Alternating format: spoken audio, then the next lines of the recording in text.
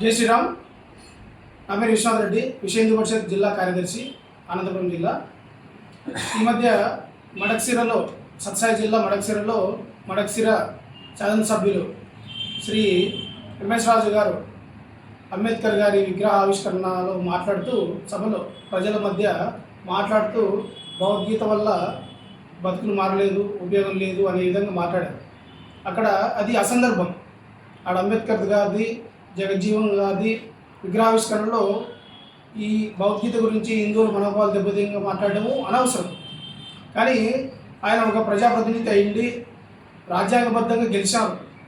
అది కూడా హిందువుల ఓట్లతో, హిందువుల ఓటు బ్యాంకుతో గెలిచి, అది ఏమాత్రము స్ఫురణలో అంటే మనసులో పెట్టుకోకుండా, జాగ్రత్త మాట్లాడకుండా ఇలా నోరు జారి అనవసరంగా హిందూ మనోభావాన్ని దెబ్బతీసే విధంగా మాట్లాడడం అనేది విశ్వ హిందూ పరిషత్ తీవ్రంగా ఖండిస్తుంది.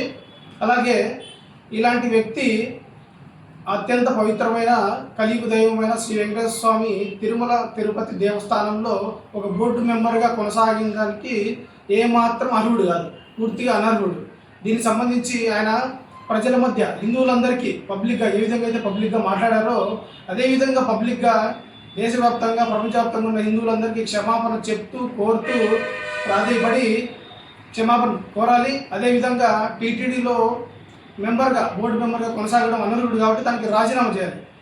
రాజీనామా చేయకపోతే ఆయన ఎవరైతే నియమించారో, ప్రభుత్వం కావచ్చు, ఇంకెవరు కావచ్చు, వాళ్ళు ఆయన బర్తరఫ్ చేస్తే విశ్వ హిందూ పరిషత్ తరఫున మేము ధన్యవాదాలు తెలుపుతాం.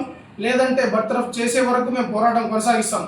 ఇది ఈ మధ్య కాలంలో ప్రతి చోట కూడా హిందువులని, హిందూ మనోభావాలను దెబ్బతినే విధంగా భారతదేశంలో హిందువులు మెజార్టీ ఉన్న దేశంలో ఈ విధంగా మాట్లాడుకుంటూ పోవడము, తర్వాత ఏదో క్షమాపణ చెప్పి చేతులు దులిపేసుకోవడము, ఇది ఆనవాయితీగా వస్తుంది. దీన్ని ఏమాత్రం సహించబోము.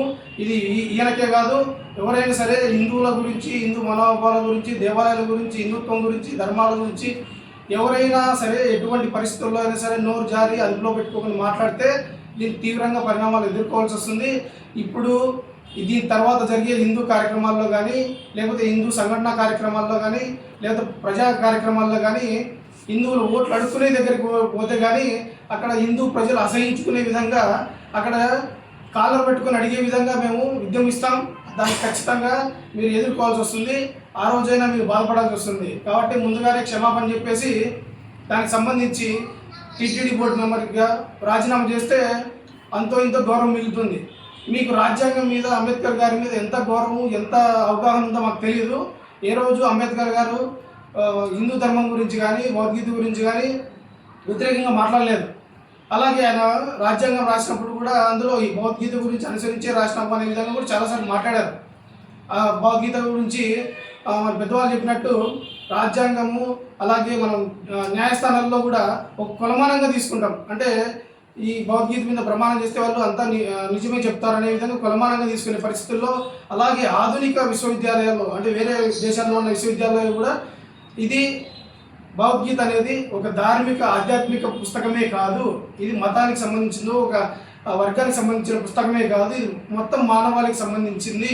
ఇది మానసిక డెవలప్మెంట్ కోసం, పర్సనాలిటీ డెవలప్మెంట్ కోసం, మానసికంగా ఎదగడానికి, ఎటువంటి సమస్యల నుంచి బయటికి రావడానికి, వ్యక్తిగతంగా బలపడడానికి ఎంతో దోహదం చేస్తుందని చెప్పి చాలా చోట కోర్సులు పెట్టి నిర్వహిస్తుంటే, అటువంటి ఏమాత్రం అవగాహన లేకుండా ఈయన రాజ్యాంగం మీద గౌరవం లేకుండా రాజ్యాంగబద్ధంగా ఎదుర్కోని పదవిలో, ఆ పదవికి కూడా న్యాయం చేయలేక, అలాగే ఇక్కడ టీటీడీ బోర్డు మెంబర్ అంటే ఒక ధార్మిక, ఆధ్యాత్మిక సంస్థల బోర్డు మెంబర్గా ఉంటూ కూడా దానికి కూడా న్యాయం చేయలేకుండా ఇటువంటి పదాలు వాడడం అనేది, ఇటువంటి వ్యాఖ్యలు చేయడం అనేది తీవ్రంగా ఖండిస్తున్నాం. దీనికి సంబంధించి ఎంత దూరమైనా వెళ్తాం. రాష్ట్ర వ్యాప్తంగా, దేశవ్యాప్తంగా విశ్వ హిందూ పరిషత్ దీనికి కట్టుబడి ఉంటుంది.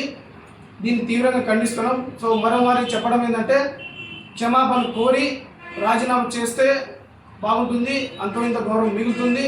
లేదంటే దానికి తీవ్ర పరిణామాలు ఎదుర్కోవాల్సి వస్తుంది. దీనికి విశ్వ హిందూ పరిషత్ తరఫున హెచ్చరిక చేస్తున్నాం. జై శ్రీరామ్. జై శ్రీరామ్.